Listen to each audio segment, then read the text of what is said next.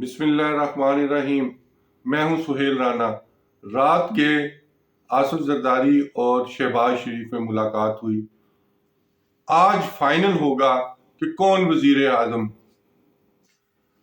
दो वज़राए आजम के नाम हैं और आखिरी जो बात एक दूसरे में तय हुई वो ये थी कि 2 साल 6 माह पीपल्स पार्टी का वजीर आजम होगा और 2 साल 6 माह नवाज लीग का वजीर आजम होगा।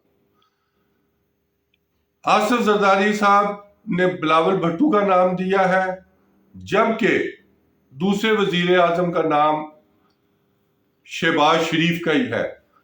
अब यह फैसला होना बाकी है कि पहले 2.5 साल कौन करेगा और बाद में 2.5 साल कौन करेगा। अगर पहले 2.5 साल बिलावल भुट्टो या आसिफ जरदारी करेंगे तो अय्याज सादिक स्पीकर होंगे। अगर शहबाज शरीफ वजीर आजम होंगे तो सिंध से या बलूचिस्तान से स्पीकर होगा। सिंध से नवीद कमर का नाम है और दूसरा नाम सरफराज बुगटी का है।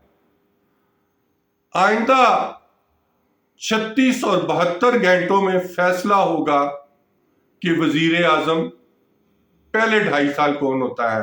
दूसरी तरफ बानी तहरीक इंसाफ इमरान खान ने हुकूमत में आने से मुकम्मल तौर पर इनकार कर दिया है।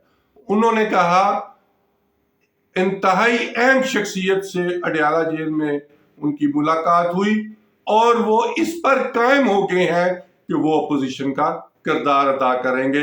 ये अच्छी और खुशाइंद बात है कि तहरीक इंसाफ अब अपोजिशन का किरदार अदा करेगी और जो उन पे केसेस हैं वो भी जल्द खत्म हो जाएंगे। शुक्रिया।